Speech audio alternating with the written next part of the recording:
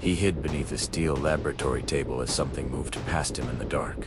3 legs struck the tile floor with uneven rhythm, one heavy, one thin, one dragging behind, like dead weight. Each step produced a wet, meaty sound that made his stomach tighten. The creature's shadow stretched across the wall, warping as it passed under flickering emergency lights.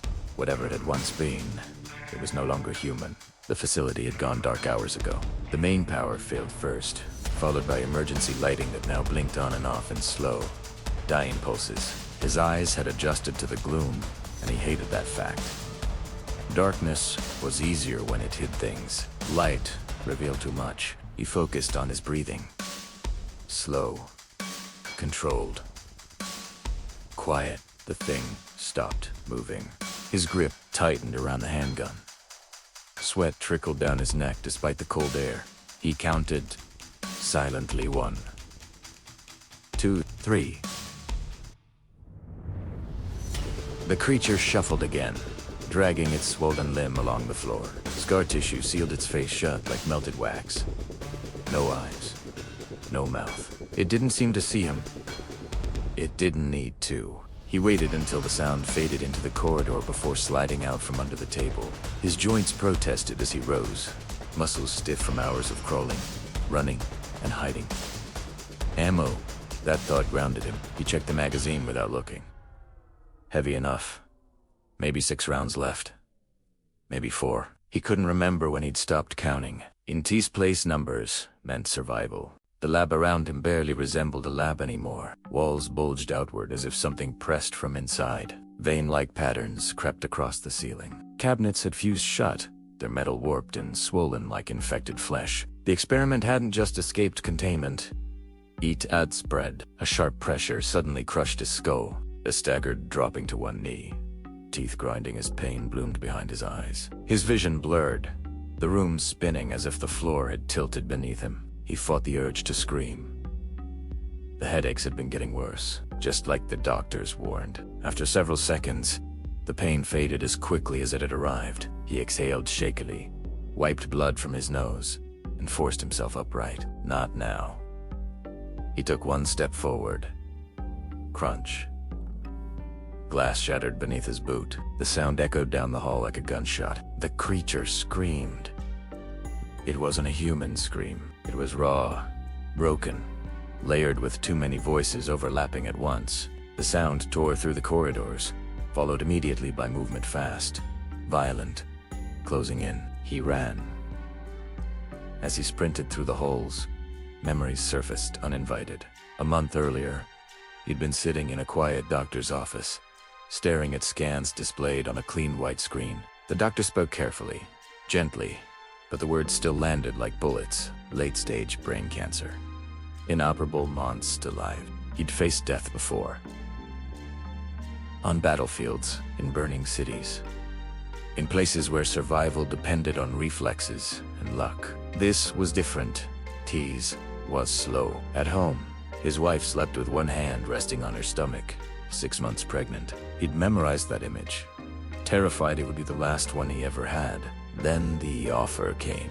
A black site research facility had gone silent after an experimental biological study collapsed. The infection inside was aggressive, adaptive, and spreading fast. Satellite imagery showed structural deformation, heat signatures where there shouldn't be any. The mission wasn't rescue. It was containment through destruction. Reach the lowest level. Manually activate the self-destruct system. Ensure nothing survived. If he succeeded, they promised him something no doctor ever had. A cure. Not treatment, not time. A cure. A shape lunged from a side corridor. Fired. The bullet struck something that used to be a chest. The creature barely slowed. He fired again and again until it collapsed in a twitching heap, limbs folding inward like a broken machine. Footsteps thundered behind him.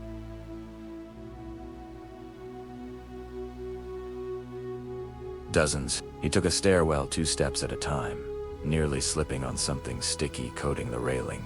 The walls here pulsed, faintly, reacting to his movement like living tissue. Voices echoed from below. Help.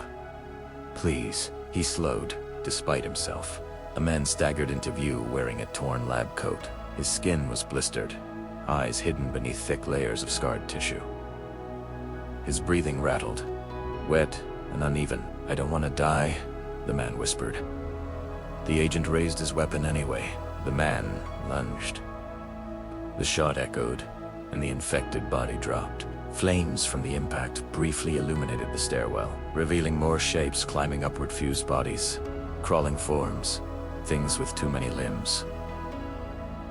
He ran again. Bullets ran out faster than expected. When the gun clicked empty, he threw it aside and grabbed a fire axe from a wall mount. The weight nearly tore it from his exhausted hands. The basement door came into view at last. He slammed his shoulder into it, entered the code with shaking fingers, and forced his way inside just as something slammed against the metal behind him. The control room was ancient. Dust coated the panels. Monitors flickered weakly, showing distorted feeds of hallways now filled with movement. He activated the sequence. Red lights flared. An alarm wailed, "Dene so italiano." Lockdown initiated evacuation. Not available, no exit. No override. He laughed softly, sinking against the console. Of course. He'd never been meant to leave. The cure was real. He knew that now. The data scrolling across the screen confirmed it, but it wasn't meant for him. Something grabbed his arm. Pain flared as infected tissue spread where it touched him. His skin burned, veins darkening beneath the surface. He didn't fight it. As the facility shook and alarms screamed, he stood his ground, surrounded by monsters that had once been people. When the explosion came, it erased everything. The infection, the creatures, te promise, and the man who chose to burn with it. Because some missions were never about survival. They were about making sure nothing followed you home.